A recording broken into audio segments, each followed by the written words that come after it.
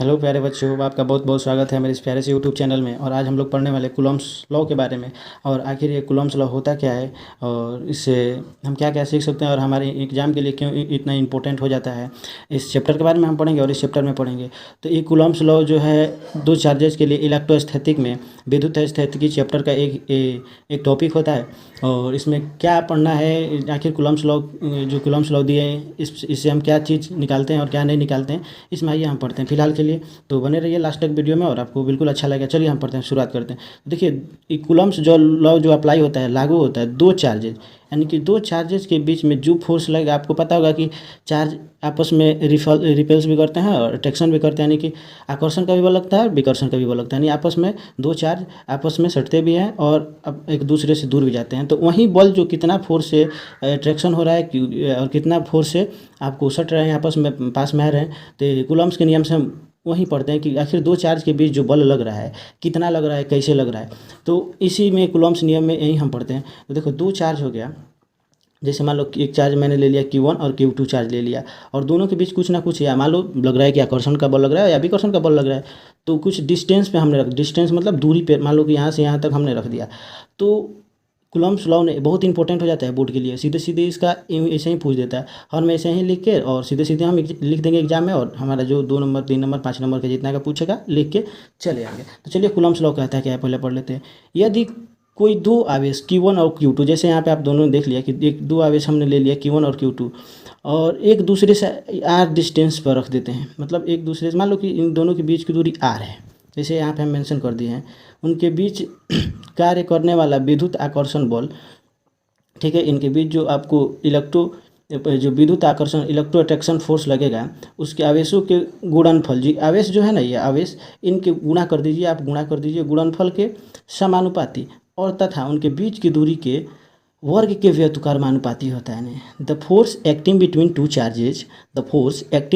Charges is directly proportional to their magnitude and inversely proportional to their distance. मतलब कि कहने का अर्थ है कि जो चार्ज है Q1 Q2 चार्ज है, सीधे सीधे समान, चार्ज बढ़ेगा फोर्स बढ़ेगा, चार्ज जितना चार्ज बढ़ाइए उतना फोर्स बढ़ाइए, और डिस्टेंस जैसे मान लीजिए डिस्टेंस बढ़ेगा तो चार्ज भी, आप सॉरी माफ़ करिएगा, फोर्स भी दोनों के बीच क्या होगा, घटेगा। जैसे मान लो कि एक यहाँ पे और पास पास दो चार्ज को रखा गया है, उसके दूर लेते जाएंगे लेते जाएंगे, क्या होगा, जितना दूरी बढ़ाइएगा, इसका अर्थ हुआ कि जितना दूरी बढ़ाइएगा उतना ही इन दोनों के बीच के क्या होगा, बल कम होगा। जैसे मान लीजिए, चलो आइए थोड़ा सा इसके एक्सप्रेशन पे बात कर लेते हैं, व्यंजक पे। जैसे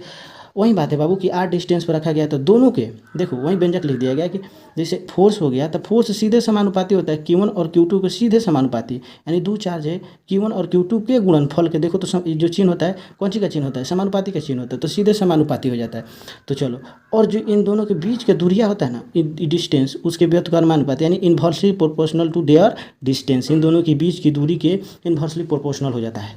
तो इन दोनों को जब हम कंबाइन करेंगे तो बाबू फोर्स है, तो फोर्स को देखो एक फोर्स लिख दिया जाता है, जो सम प्रोपोर्शनल रहता है उसको ना हम कंबाइन करके लिख देते हैं। जैसे कैसे आप लिख सकते हो, जैसे यहाँ पे देखो, जैसे फोर्स है, दो गो फोर्स है ना, तो दो गो फोर्स के बाहर एक गो फोर्स ले लें,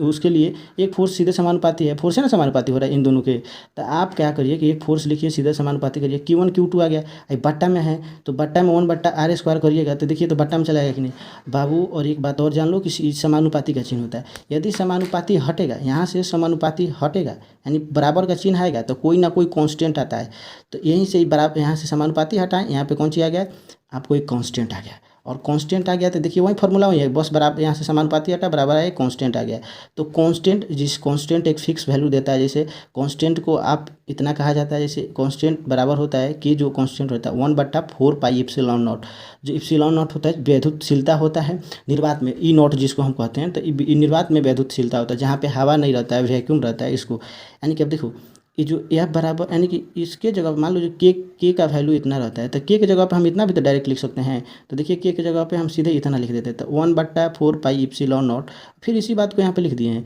Q1 Q2 बाई R², जहाँ एप्सिलॉन नॉट हम पहले ही बता दिया है कि विद्युतशीलता होता है, कहाँ परम में लिखा गया है, लेकिन आप सीधे समझिए निर्वात में, ठीक है। तो एप्सिलॉन नॉट का वैल्यू होता है, सीधे सीधे पूछ देता है एप्सिलॉन नॉट का मान कितना होता है, 8.85 × 10⁻12। एक बार आंख बंद करिए, सोचिए कितना वैल्यू होता है, 8.85 × 10⁻12 होता है, यानी कि इसका यूनिट होता है कूलम्ब स्क्वायर पर न्यूटन मीटर स्क्वायर, या F/m आप कह सकते हैं सीधे सीधे। और यहीं के जो है के कांस्टेंट जो है, इसका मान होता है बाबू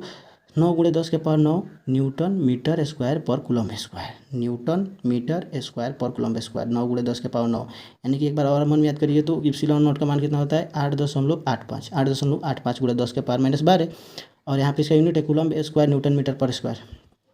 और बाबू 9 गुणे 10 के पावर 9 के का मान, जो के कांस्टेंट है उसका मान है 9 गुणे 10 के पावर 9 न्यूटन मीटर स्क्वायर पर कूलम स्क्वायर। जैसे अब देख लो, ऐसे अगर चाहें कि न्यूटन पे थोड़ा मात्रक पे डिस्कस, यूनिट पे डिस्कस करना चाहते हो तो इप्सिलॉन नॉट हो गया, आपका के हो गया, तो के का यूनिट निकालना चाहिए। आप तो कैसे निकाल सकते हो, मान लो यहाँ के को के यहीं पे स्टॉप करोगे, इधर एफ है तो फिर एफ का इधर मल्टीप्लाई हो जाएगा, क्रॉस मल्टीप्लाई। तो मन में सोचो तो ये न्यूटन हो गया, फोर्स न्यूटन होता है, इधर जाएगा क्रॉस मल्टीप्लाई होगा तो ये मीटर होता है, डिस्टेंस होता है, मीटर स्क्वायर हो जाएगा और 2 कूलम स्क्वायर हो जाएगा। तो वहीं तो बात लगी, कूलम किधर गया, हाँ न्यूटन, देखो फिर मीटर स्क्वायर पर कूलम स्क्वायर। वैसे इप्सिलॉन नॉट का वैल्यू भी आप निकाल सकते हो। ठीक है, जैसे आप यहाँ पे देखो coulomb square newton metre square आप रख के एक बार अपना ट्राई कर लीजिएगा, तो वही बात होता है बाबू, आप इसको फिक्स कर लो और याद कर जाओ। ये आपको एग्जाम के लिए बहुत ही इंपॉर्टेंट होता है। कूलम्स लॉ सीधे सीधे